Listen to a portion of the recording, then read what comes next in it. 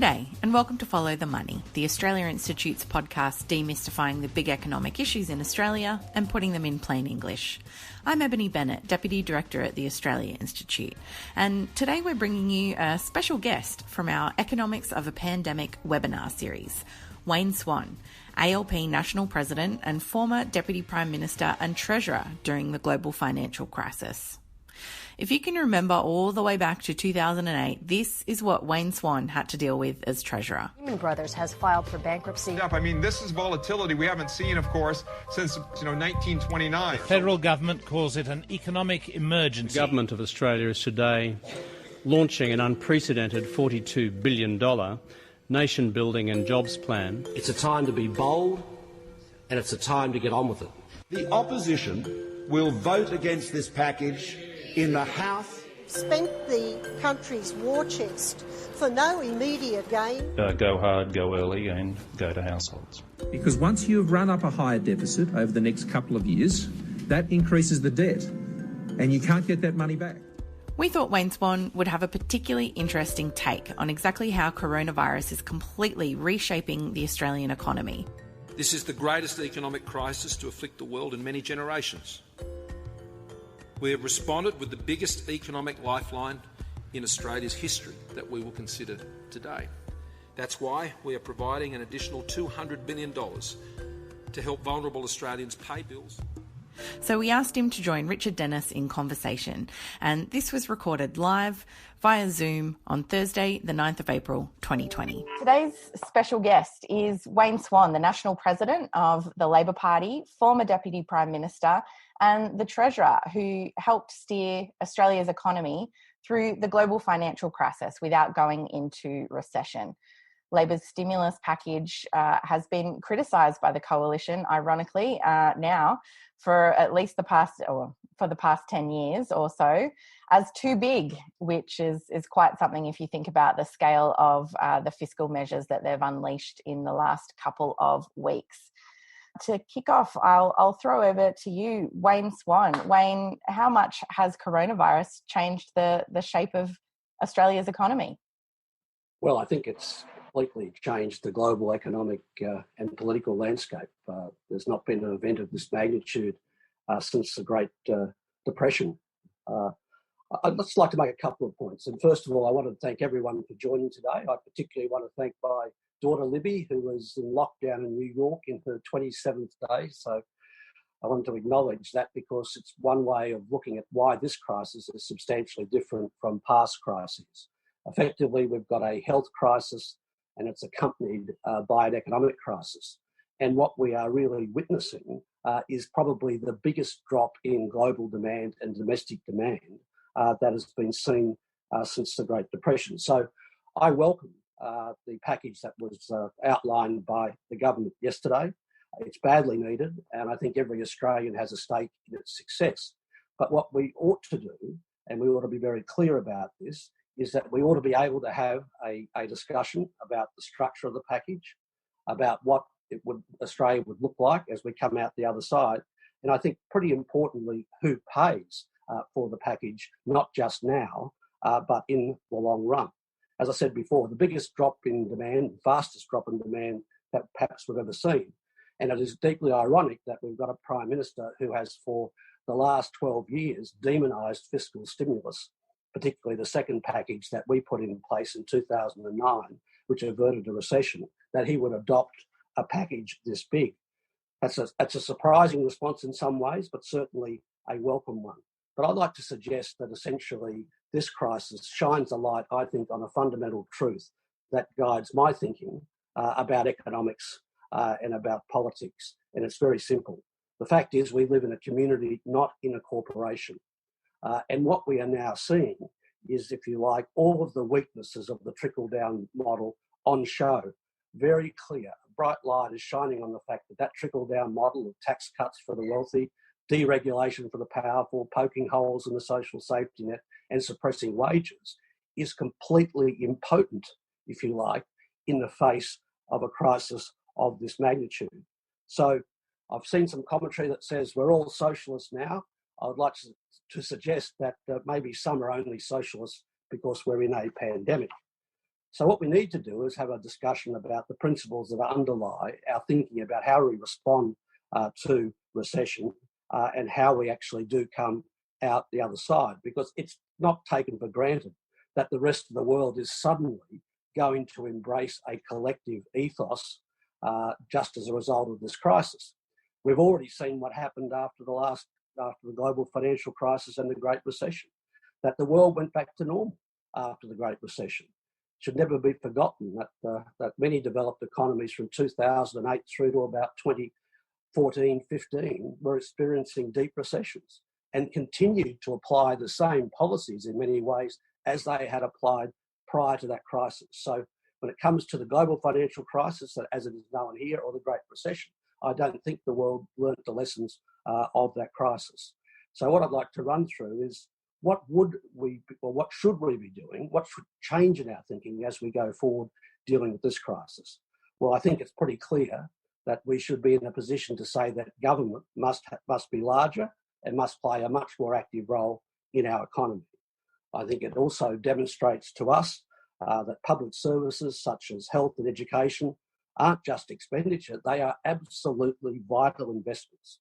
They're most certainly not liabilities. Thirdly, that labour markets should be more secure and therefore more regulated. And I think lastly, and perhaps most importantly, that there is a need for redistribution in modern developed and developing economies where the privileges of the wealthy are challenged and where policy is based on a progressive tax system and on a stronger voice for labour in the economy and in society more generally. So I think as we go on and talk about the structure of this stimulus and talk about what the future is like, I would like to imagine a future where fiscal policy played a far greater role and we didn't rely on the low tax, small government mantra that has dominated so much of the politics and ideology across the Western world for the last 30 or 40 years, that we now come to the conclusion that it's vital that some of our frontline workers are the most important workers in our economy and that they should not be put in the precarious position that they have been put in. What are we going to do to recognise the contribution of all of our workforce and indeed to reach the conclusion that the most fundamental asset we have in an economy is the health of our workforce? I think that is something we need to talk about as well. So I might just leave it there and throw to Richard. Well, thanks so much, Wayne. And yeah, I think it's fascinating to compare the lessons not just of the global financial crisis, but the lessons of how we responded to it. Wayne, you and I were involved in plenty of conversations last year and the year before about marking the 10-year anniversary of the global financial crisis. And it's I think it's very important that we all remember that 10 years after the GFC, we were only just having a royal commission into the finance sector and only just discovering kind of how rotten some of the apples in that barrel were. After the GFC, unfortunately, a lot of people seem to think it was just back to business as usual. So I think it's really important for us as citizens and as people that are interested in policy not to kid ourselves. We shouldn't tell ourselves that it's inevitable that at the end of this crisis, big things will change. The only way that big things get changed is when we change them. And that's there's nothing inevitable about that. Before I ask you a question, Wayne, I guess I just want to make another observation, and that is that I think we have to be really careful in discussing and evaluating what the government's doing at the moment. We have to be really careful to separate out the lessons that we can draw from the past, including I think the very successful stimulus package that kept us out of the GFC. We have to be careful in evaluating what the government's doing at the moment by that rule book, because what's happening now is, in some ways, it starts off the same way. It looks the same at the beginning. We see the economy slowing. We see the government stepping in and spending some money. But it's inconceivable that in 2009, your government or any government would have stepped in as the economy was slowing and literally shut down all of tourism and literally shut down nearly all of the the food and hospitality industry. This slowdown looks like a recession, but it's actually health policy, rightly, that's crushing 20% of GDP at the moment down to nearly nothing. And as a consequence of that, because the government is literally causing most of this recession, only the public sector, I would argue, only the public sector is big enough to drag the rest of the economy through that.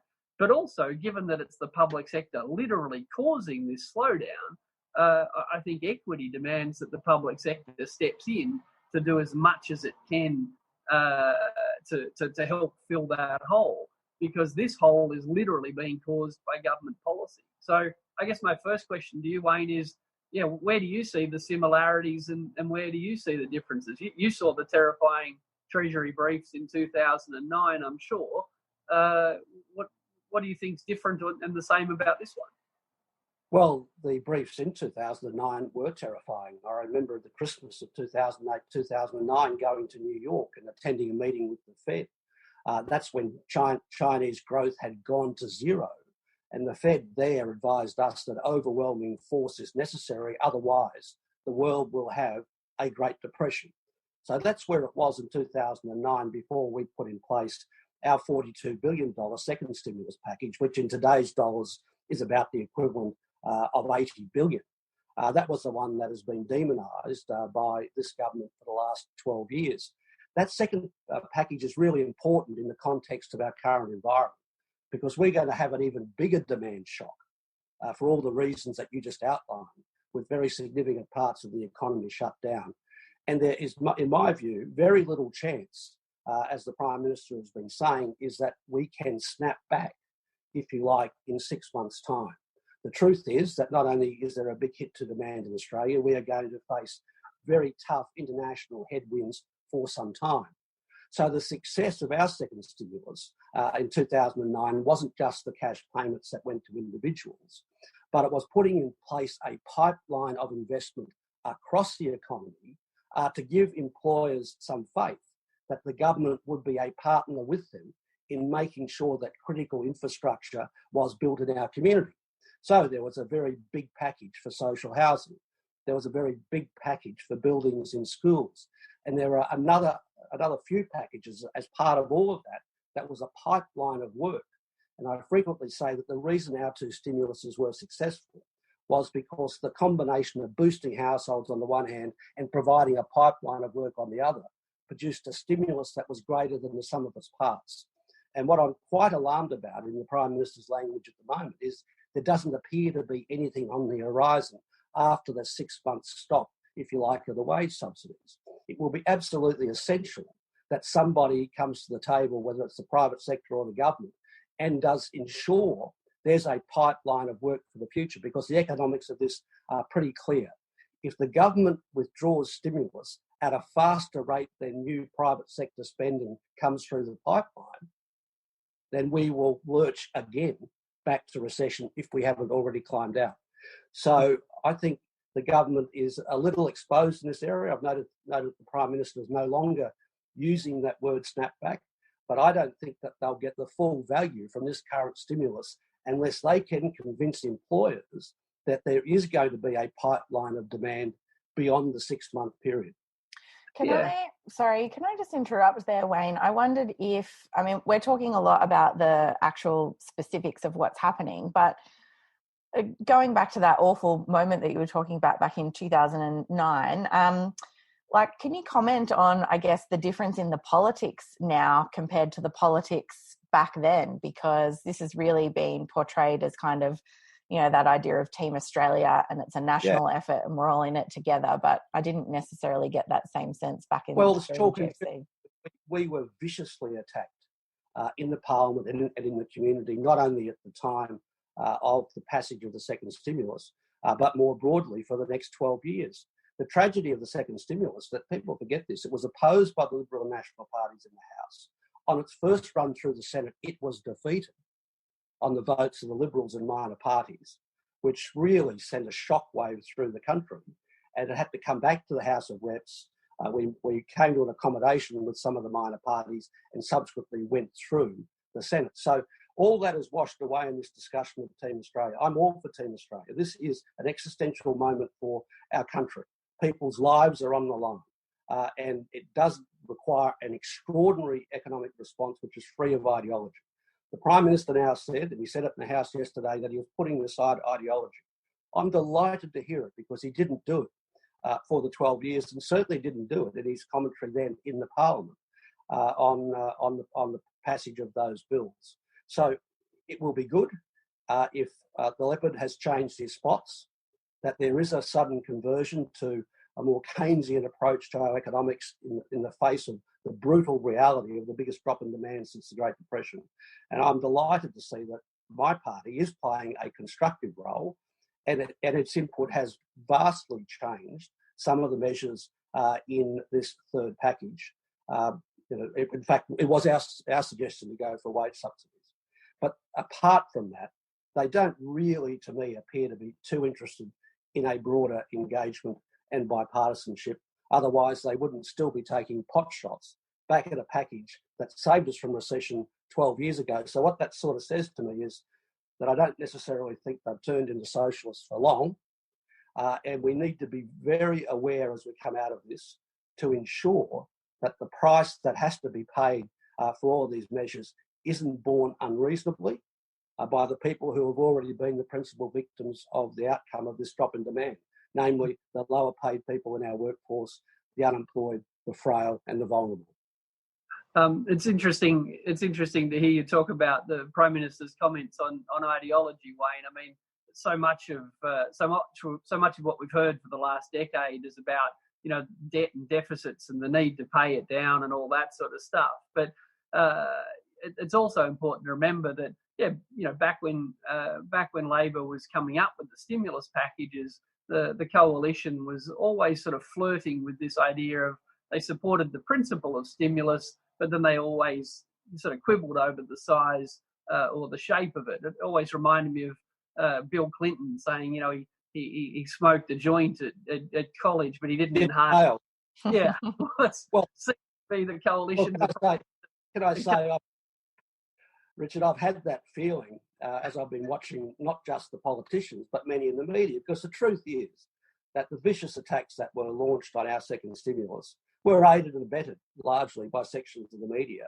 And it always became impossible for me as Treasurer to go and sit on a program, even an ABC program, and not be peppered from dawn to dusk with questions about the size of the stimulus, deficit and debt, and how unsustainable it was for the country. Well, we had an answer to that. We had an answer to that in 2011 and 2012 because Australia not only came through as the only advanced country not to go into recession, we then had the strongest growth of any advanced economy for a good half a dozen years. But that was never allowed to really surface or to penetrate, if you like, the broader public debate. Richard, sorry, I just wondered if I could ask you, I mean, we're talking about the complete reshaping of Australia's economy, and obviously we're seeing the government doing things that we never pictured this government would do before. Richard, can you just comment on how much this has shifted, I guess, the idea of what's possible and what government can or can't do? Well, in some sense, there's been obviously an enormous shift. Like we've seen the government spend. Let's go back a step. Having come to power, promising to pay down debt and deficits, the coalition have been in deficit ever since they came to power. Debt increased. The world didn't end. The sky didn't fall. So it was clearly always an exaggeration. But despite that, the rhetoric had sort of stayed the same. We need to spend less. We need to cut our cloth to suit our means, all those sort of household metaphors. But in the last 20 days, the government spent around $200 billion. Now, to give people some perspective on that, in a normal year, the government would spend a bit over $400 billion. In 20 days, it spent $200 billion. And at those press conferences, especially the one with the wage subsidy was first announced, not a single journalist asked, where will the money come from? How will we pay for it? How will we pay for it? All right. So for decades, if someone said we should spend more on addressing domestic violence or spend more helping young kids stuck in aged care homes because there's no good housing for young people with chronic disabilities, or God forbid we spend some more money trying to reduce greenhouse gas emissions. The question that you have to ask to be serious is, how will it be funded? Well, we just spent $200 billion in 20 days. And finally, as Wayne said, the media just stopped asking silly questions, because the fact is we're one of the richest countries in the world. We live at the richest point in world history. And when we want to do something, we can afford to do it. So that's a radical shift. But at the same time, some things haven't changed at all. The reason that so many people were queued up out the front of those Centrelink offices was that in the 2 weeks leading up to that, we didn't massively expand the workforce at Centrelink to prepare for what we knew was coming. In the weeks leading up to that, we didn't open Centrelink offices for longer. We didn't bring in new processes. We didn't even send Centrelink staff to leave the office and walk down that queue and just take people's names and email addresses and say, we'll get back to you. Because while we've abandoned the ideology on big spending, we haven't actually jettisoned the ideology about big government at all. This government is determined to say the measures need to be temporary and targeted and use existing programs, when what we actually need to do very quickly is not just spend a lot of money, but spend the money in ways that help us get through this crisis. Health and welfare are obvious examples, but also that deliver things that will deliver lasting benefits for us in years and decades to come. But so while we've ditched the ideology about spending, great, the ideology that the public sector is somehow to be kept as small as possible is still with us. And the clearest example of that is that pretty much every successful business says we're successful because of our people. It's our people, it's our culture, it's our organisation. That's what keeps our company strong and successful. But when it comes to the public service, I fear this government still sees public sector workers as a beast that needs to be tamed, rather than an incredible resource that not only needs to be harnessed, but in this stage of crisis, expanded to meet all of the pressing problems we face. Okay, well, I might start going to questions now, if that's okay, Wayne and Richard. But before I go on, I forgot to do the acknowledgement of country at the beginning of this, so I do apologise for that. Normally, the Australia Institute is in Canberra, and that's Ngunnawal country, but I'm actually staying with my brother at the moment, so I'm on Yuin country at the moment, and I want to acknowledge the traditional owners of the land on which I'm currently living, past and present, and to any Aboriginal or Torres Strait Islander attendees who are here with us today. And thank you to Miriam for reminding me that I'd forgotten to do that. So we're going to go to a question now from Maxine Harding that's been upvoted by a number of people. And then Lachlan McCall, if you are on the line still, we're going to come to you and get you to ask your question in person. So Maxine asks, for Wayne and Richard, your thoughts on a universal basic income, that current social security payments seem so ad hoc and complex and requiring layers of bureaucracy. Is it time for a universal basic income? First to you, Wayne. Well, universal basic income has got a role to play, and I think that's particularly the case in the developing world. I'm not sure it's as suitable for a developed economy such as ours, which has had a fine history of a strong social safety net. It's a very strong history of a social safety net. And if you considered a universal basic income in the current environment, what would you be doing? You'd be paying it to those sectors of the workforce that are still in work, and large parts of the economy are still working. So I don't think a universal basic income would work in the situation that we're in. My view for the long term is that rather than a universal basic income, we need a generous, well-targeted social security system which recognises that the pursuit of mobility and social opportunity is the key to a successful economy and successful society. So I'd rather fix up the social security system, which we once led the world with but don't now, rather than paying money to if you like, Gina Rinehart or a whole lot of people who don't need it. Richard, briefly? Look, I generally agree. For those that don't know, universal basic income literally means the government provides a same level of minimum income to everybody, whether they're unemployed, a retired aged pensioner, or a billionaire, or someone just working in a high-paid job. It has all sorts of administrative advantages. It sort of says, hey, look, everyone's the same, everyone's got some money, everyone can relax. But at this point in time, as Wayne said, what we're actually trying to do is redistribute income. We're not starting from a blank sheet of paper in Australia. We're starting from a whole set of structures. And right now, a universal basic income would be literally posting checks to Gina Rinehart or myself, whose job is still secure, when I'd actually rather provide more income to those who are missing out. So I think an important step towards a UBI that hopefully everyone could agree with is that, as Wayne said, we're in a far more generous, I'd say far more level approach to welfare, not punish people who are on unemployment benefits and pay a lot more to age pensioners. I'd be more generous to everybody that finds themselves in need of help. But in the middle of this crisis, I wouldn't be posting me a cheque. I'd rather post them a bigger cheque. Lachlan McCall, I'm going to come to you in just a second, but just a reminder, if you'd like to ask a question live, please raise your hand and I'll try and come to you there. And Lachlan, after you, we are going to go to Wendy Tubman's question. So Lachlan, over to you. Sure.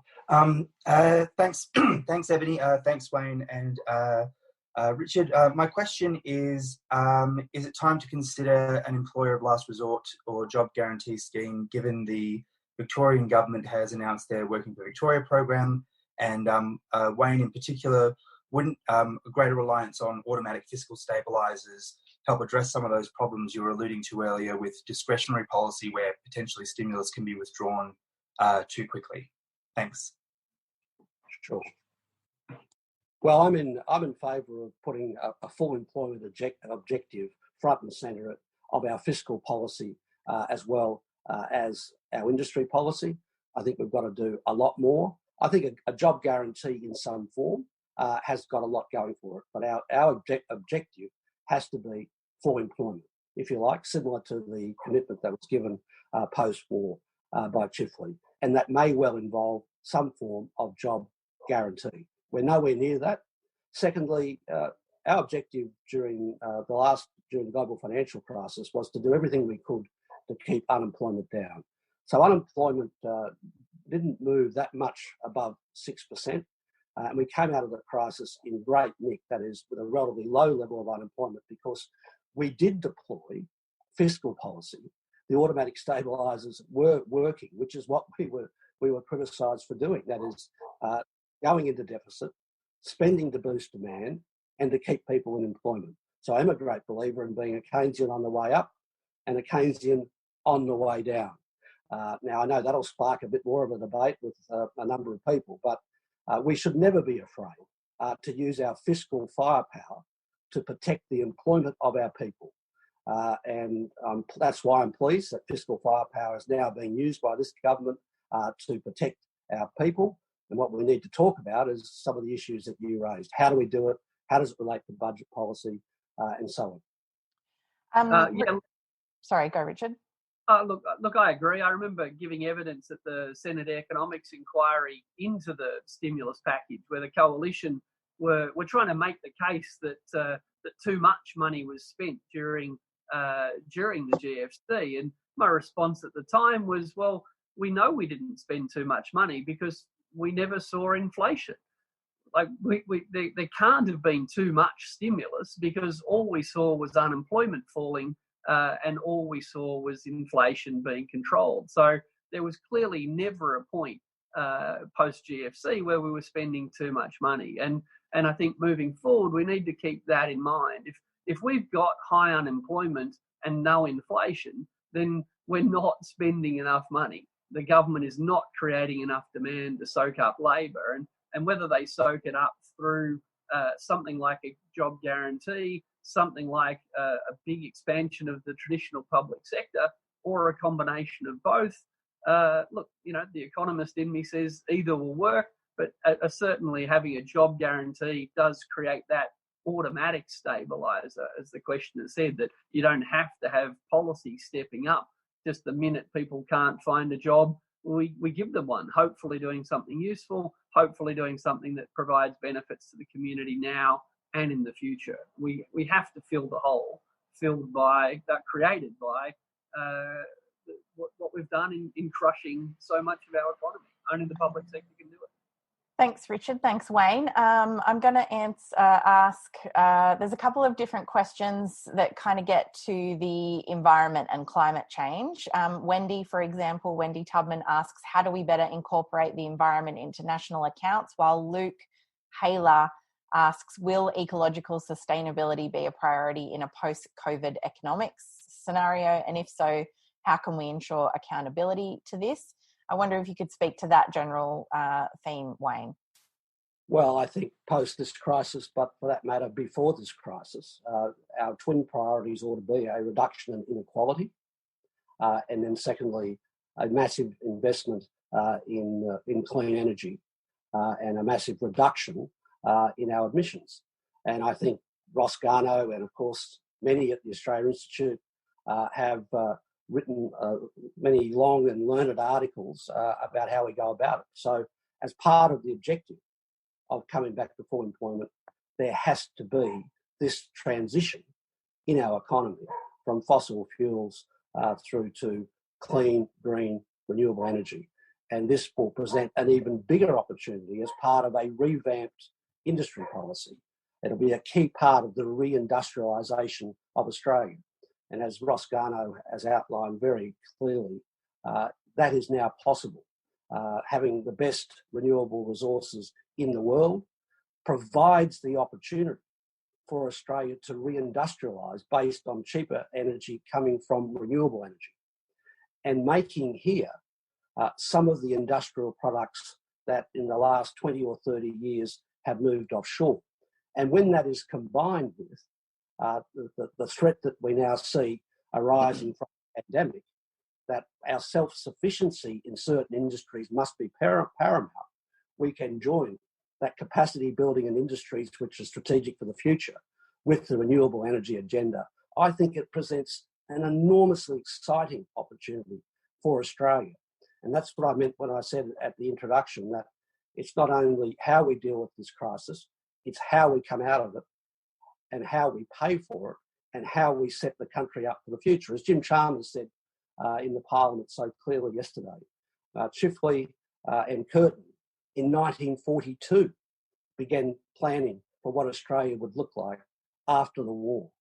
And when the war ended, they were ready for a massive series of investments and a recreation of the economy based on full employment. And that should be our objective. Richard?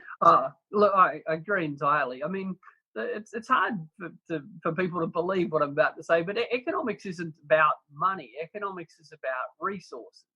Economics is about the efficient allocation of scarce resources.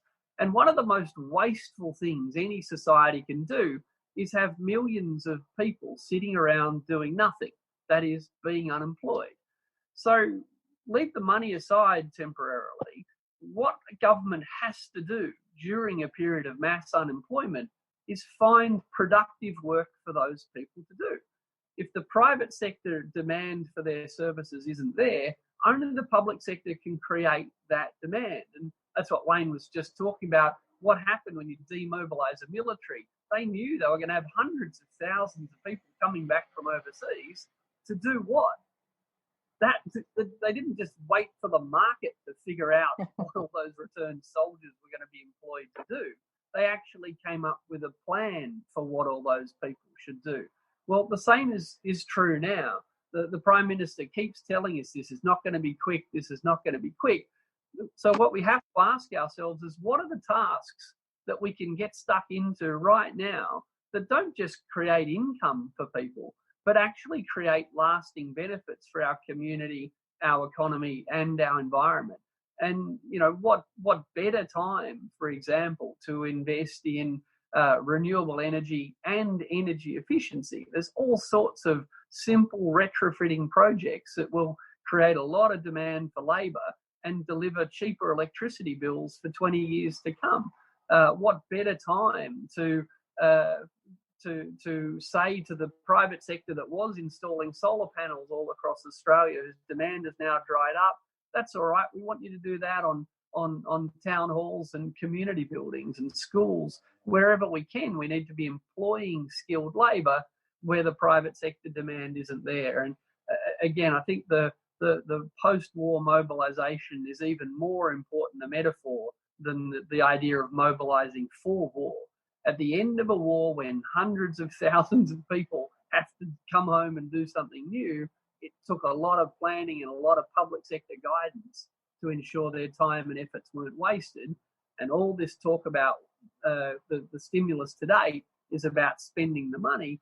It's not at the moment about creating demand for important things that will deliver lasting benefit. I think so. If you look at something like the NDIS, now it hasn't been properly funded by the government because they were never fully supportive. But the NDIS is a perfect example of what a country could do. It's a very good example of the policy-making process to put together the program to meet the need. And of course, if you look at the employment numbers in Australia, it's largely been people employed in the NDIS that have provided a lot of the job growth that was, because it's been weak and anemic elsewhere, a lot of the job growth we've seen for the last couple of years. But that sort of program, meeting an unmet need in the community, mobilising the country, getting the policy framework, getting the community together, that can be applied to a number of sectors. And indeed, it must be applied to a number of sectors if we're going to achieve the full employment that we aspire to. The next question is from Nathan Feld. He asks, is it time to reassess the supply chain model and start to think about being more independent of our foreign suppliers and look more at local production? Absolutely. The way in which the government, for example, drove the car industry out of Australia was a tragedy for the country.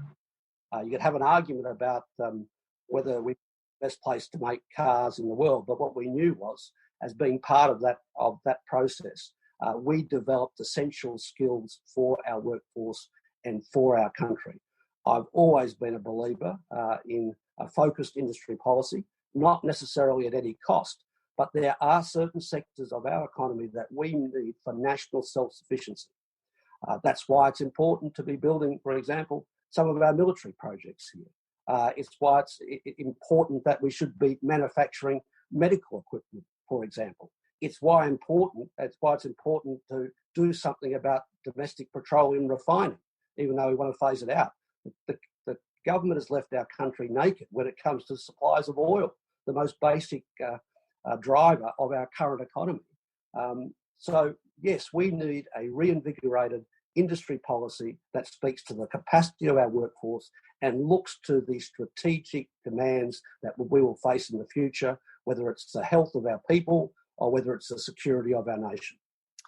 Before I go to you, Richard, Tim Diamond, I'm hoping you've got a question. Sorry for calling on you, Helen, when you didn't have one. We'll come to you shortly. Tim, Richard.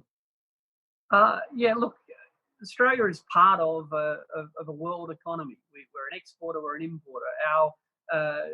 Since we colonised Australia, we've been engaged in trade. But in the last couple of decades, Australians have been told that we have no choice. You've always got to be careful when people tell you you've got no choice. It usually means they're trying to persuade you to follow their choice. We've been told for decades that we have no choice but to offshore an incredible array of production and services. And of course, we did have a choice. And there are benefits to Australia in being part of global supply chains. There's no doubt about that. But there are also costs and there are also risks. So much of neoliberalism, so much of the kind of zealous free trade agenda has revolved around saying there's no choice. All that matters is getting these things at the cheapest possible price today. Don't worry about quality.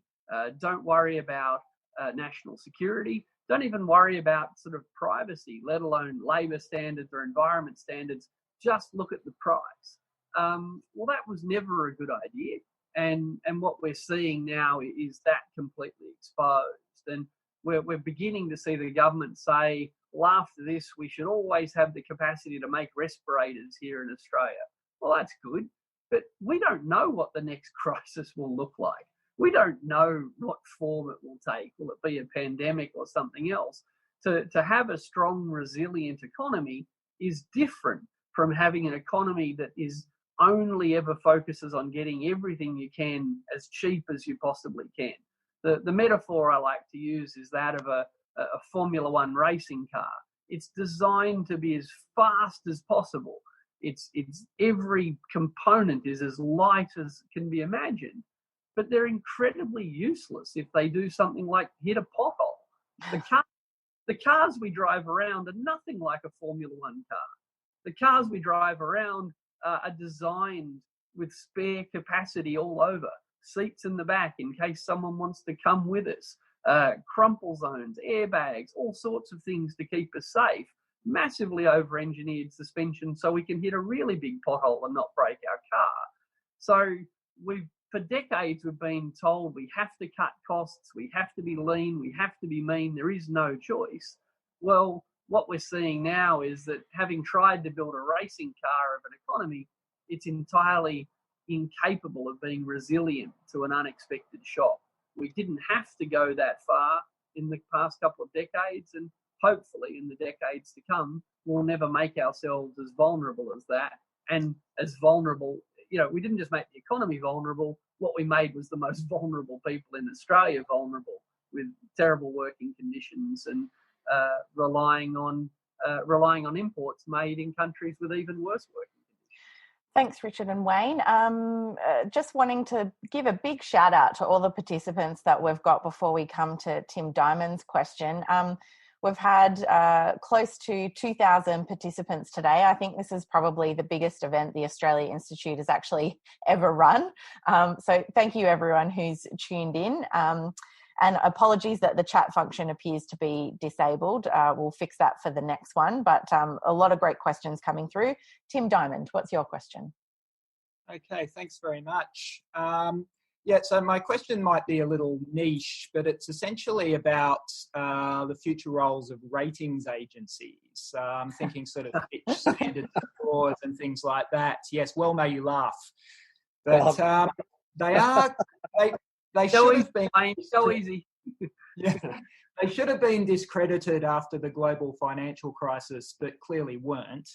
And not only the federal government, but also state governments, including state Labor governments, and certainly local councils, still use the sort of cult of the AAA credit rating as a kind of shorthand way of communicating fiscal health. I mean, given that, as you say, the sheer volume of money that the governments around the world are spending, and we've apparently stopped asking things like how they're going to pay for it, is there finally a chance of dislodging the sort of central and I think quite pernicious role of these agencies in imposing so-called discipline on governments that seems to be actively harmful? Okay. Well, at the height of the crisis, I referred to this before, I had to fly to New York in January of 2009, and I privately went there to see the rating agency, Standard & Poor's, because they had been beating a tom-tom that in fact they were going to downgrade Australia's ratings. Now, as it turned out, they didn't move that way, and as it turned out, Australia became, I think the first time Australia received a positive rating from all the three major credit rating agencies was in 2011 when Labor was in government. But the truth is that we should not have been considered for a downgrade at the height of the crisis, but given the condition of the economy then, and we most certainly shouldn't be considered for a downgrade given the state of our economy now. There were big question marks raised through the G20 process after the Great Recession, and there was talk of reform of the rating agency process and so on. But from my point of view, it's very much hit and miss. We're right to be deeply sceptical, and they do at some times and in some places have too much influence. I'm not as familiar with the work that they do with many of our large corporates, and maybe there's a valuable role there. But when it comes to sovereign ratings, I've got a great degree of scepticism about their usefulness. Look, I agree, and it's a really important question. Thanks for asking it. So for everyone's sort of, if you're not sure, the ratings agencies provide information to help people that might be thinking about lending money to someone compare the relative risks of that. Now, as Wayne said, in the corporate sector and the private sector, I think they actually have a role to play. If there's two companies, one's the Commonwealth Bank of Australia and one's some startup that you've never heard of, and they both want to borrow money. The ratings agencies help people with money to lend choose who's safer, who's more likely. But what people don't realise is that when they say, the Commonwealth Bank is AAA rated, and when they say the Commonwealth of Australia is AAA rated, those two ratings have literally nothing to do with each other. They are rated against entirely separate criteria. And to give you some context, there is absolutely zero chance that any Australian government in the last 50 years would have defaulted on any of their loans. And that hasn't changed in 50 years. Right? Whether it was John Howard, Bob Hawke, Paul Keating, Wayne and Kevin, it doesn't matter. Australia was never going to default on those loans. But the ratings agencies are a bit like movie critics. If they gave every Australian government 5 stars for being the safest people in Australia you could possibly lend money to, no one would tune in. What would be the point of paying attention to a movie critic that said, every movie that the Australian government ever made was 5 stars? So we actually have this bizarre symbolism where we kind of tinker with AA, A-, all this complete nonsense, when in reality the underlying risk that the Australian government won't repay its loans is zero, and it's been zero under every government in living memory. So the ratings agencies have a function to play in the private sector, but in the public sector it's just a tool of ideology. When governments say the kind of things that bankers like to hear, like let's cut taxes and let's cut spending, they give you a boost. And if you say, we might spend more on an NDIS or climate change, they mark you down. I mean, how embarrassing that a nation state, that a proud, rich country would care what some analyst in New York thinks of our decision making. So yeah, they didn't see the GFC coming. They were encouraging people to lend money to banks that failed, and then they want to tell the Australian people that we shouldn't spend more on health and education. Tell them to get stuffed. Well, I'll ask what you really think next time, Richard. We've got 2 last questions that I want to touch on, and I'm really sorry for everyone that we weren't able to get to, but I'm just trying to cover as many topics as we can. We've got a number of people asking about donut economics. I'm not sure if either of you are familiar with that, but also a couple of people asking about does the gig economy have a future when we've seen how precarious and insecure that work is? So, Wayne, to you first. I'll do the gig economy if you like. Yeah, great. Well, I think the gig economy in so many ways describes so much that is wrong with the current model we operate in, which I'll broadly call the trickle-down model. Effectively, there's a whole group of people out there being exploited without essential conditions and no power at all to bargain for their labour. And that, to me, is intolerable. It has to be dealt with over time.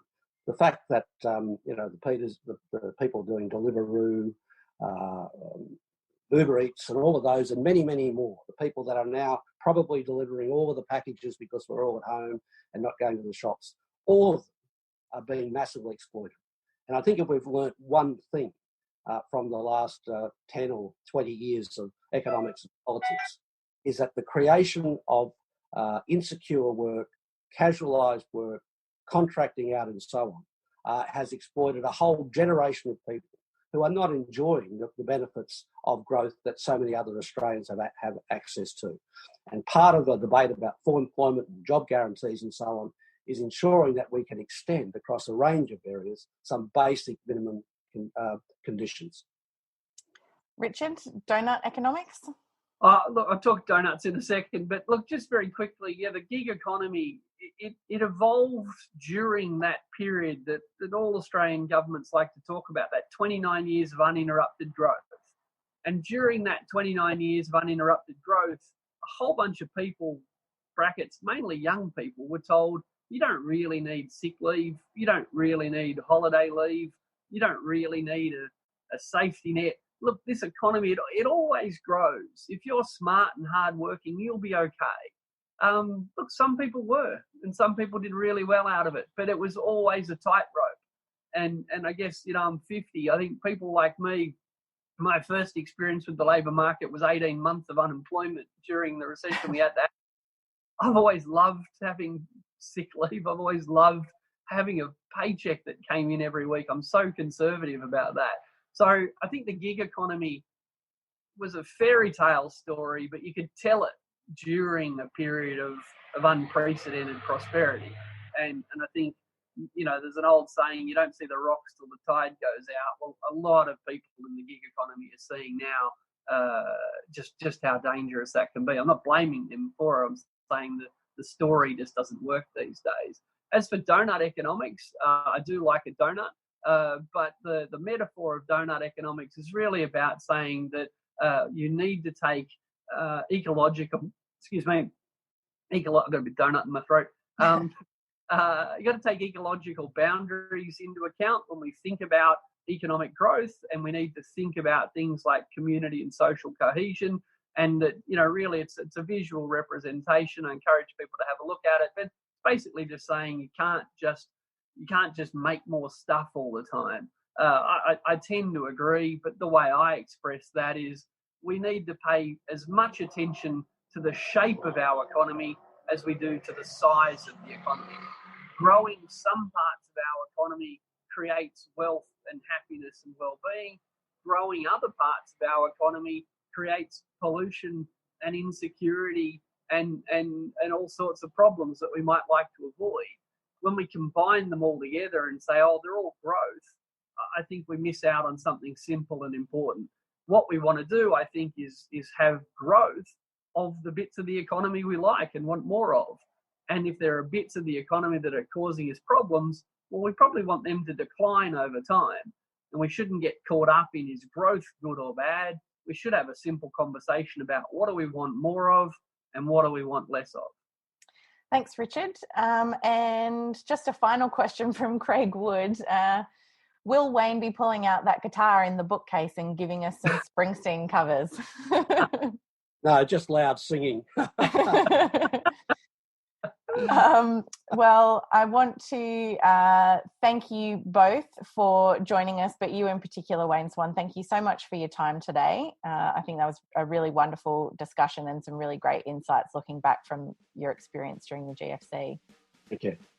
This has been a special episode of Follow the Money, and we're aiming to bring you shorter but more frequent episodes during the pandemic, so make sure you're subscribed.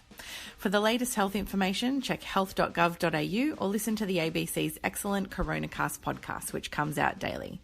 The Australia Institute's next webinar will be on how coronavirus shut down the arts industry. That'll be on Wednesday, the 15th of April at 11 a.m. with Green Senator Sarah Hanson-Young, playwright Melanie Tate and Richard Dennis.